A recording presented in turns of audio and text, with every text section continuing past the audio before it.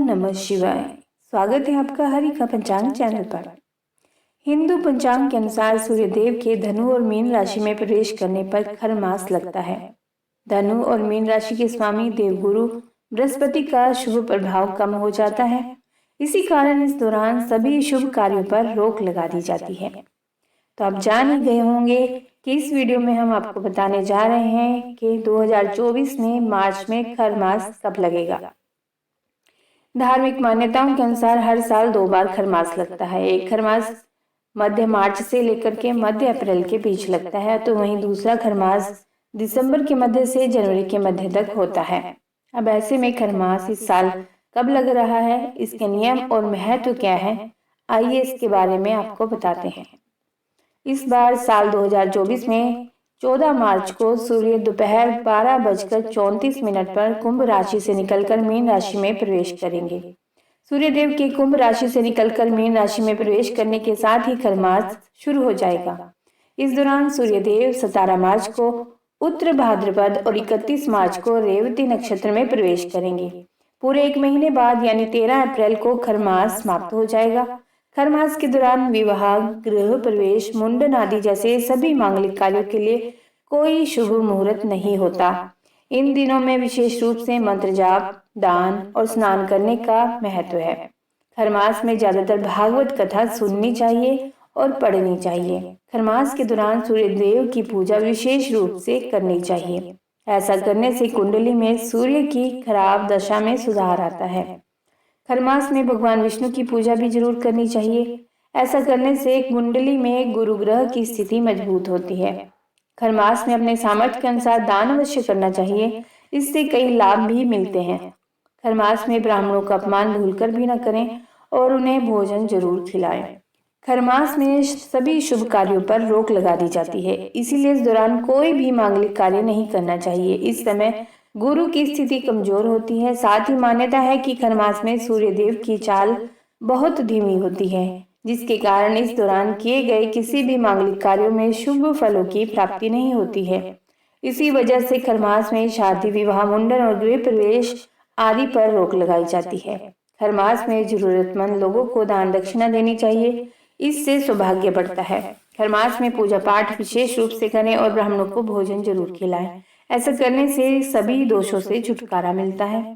खरमास में कार्य और आप करें कि गाय को हरी घास जरूर खिलाएं और मंदिर में पूजा सामग्री भेंट करें। कहा जाता है कि इससे सूर्यदेव की कृपा बनी रहती है। खरमास के दौरान शादी विवाह जैसे मांगलिक कामों की तो मनाही होती है। इसके अलावा भी गृह प्रवेश, मुंडन, छेदन सहित जो अन्य 16 संस्कार होते हैं उनको भी करने की मनाही होती है। इसके अलावा नया बिजनेस, नया कार्य, नई दुकान आदि खोलने की मनाही होती है। खरमास के दौरान शादी विवाह या फिर विवाह से संबंधित कोई भी काम जैसे कि सगाई, तिलक, बेटी की विदाई आदि करने की भी मनाही होती है। माना जाता है कि खरमास के दौरान ऐसा करने से वैवाहिक जीवन में समस्याएं उत्पन्न हो जाती हैं। ना तो इस समय आप गृह प्रवेश करें, इससे घर में दोष लगता है। मलमास के दौरान नए व्यापार का आरंभ नहीं करना चाहिए, क्योंकि ऐसा करने से नए कार्य में कोई ना कोई मुश्किल उत्पन्न होती है और सफलता भी हासिल नहीं होती। और इस दौरान मुंडन, छेदन, जनेऊ जैसे 16 संस्कारों को भी करने की मनाही होती है। खरमास के दौरान रोजाना सूर्य देव को अर्घ करना चाहिए। इसके लिए तांबे के लोटे में जल, सिंदूर, लाल फूल और अक्षत डालकर सूर्य देव को जल दें। मलमास के दौरान जप, तप और दान करने का विशेष महत्व है। इन कामों को करने से हर तरह के दोषों से मुक्ति मिल सकती है। खरमास के 1 मास के दौरान गंगा या अन्य पवित्र नदी में स्नान जरूर करें, इससे पुण्य की भी प्राप्ति होती है। इस दौरान आप गाय, ब्राह्मण आदि की सेवा सत्कार जरूर करें। खरमास के पूरे 1 महीने में एक बार जरूर किसी न किसी तीर्थ स्थल में जरूर जाना चाहिए। अगर आपसे हो सके तो इन मंत्रों का जाप अवश्य करें। मंत्र इस प्रकार से हैं: ओम सूर्याय नमः, ओम घृणी सूर्याय नमः, ओम ह्रीं ह्रीं सूर्याय सहस्र किरणराय नमोवांछित फलम देहि देहि स्वाहा, ओम ऐहि सूर्य सहस्रांशो तेजो राशे जगतपते अनुकंपये मां भक्त्या गृण अर्घ्य दिवाकरः, ओम ह्रीं गृणी सूर्यादित्य क्लीं ओम। ये सभी सूर्य के मंत्र हैं। इन सभी का आप इस मास में जाप अवश्य ही करें। इससे आपका सूर्य भी मजबूत होगा और सूर्य देव की कृपा भी आपको मिल सकेगी।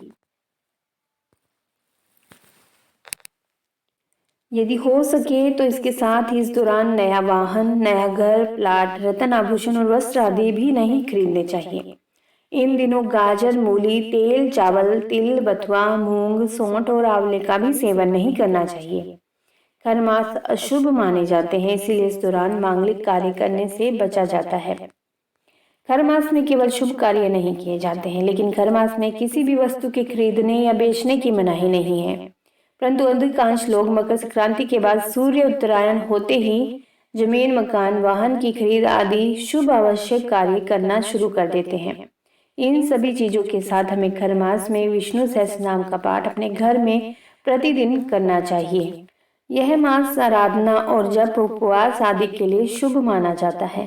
खरमास के दिनों में हमें बेड या चारपाई का त्याग करके भूमि पर बिस्तर लगाकर सोना चाहिए। यदि आप ऐसा कर पाते हैं तो अति उत्तम है, और यदि नहीं भी कर पाते तो कोई बात नहीं, आप अपने शरीर की व्यवस्था के हिसाब से देख सकते हैं। खरमास की अवधि के दौरान थाली के बजाय पत्तल में भोजन करना बताया गया है। इस दौरान किसी से भी बुरा व्यवहार ना करें और ना ही मन में किसी के प्रति बुरी भावनाएं लाएं। खरमास के दौरान भगवान विष्णु की पूजा करना भी बहुत शुभ रहता है। खरमास में नियमित रूप से तुलसी पूजन भी करना चाहिए। इस मास में वैसे तो तुलसी सूख जाती है, परंतु बरसात के बाद नई तुलसी आती है, तो तुलसी पूजन भी आरंभ कर देना चाहिए। खरमास के दौरान हमें मांस, मदिरा, प्याज, लहसुन आदि तामसिक चीजों का परहेज करना चाहिए।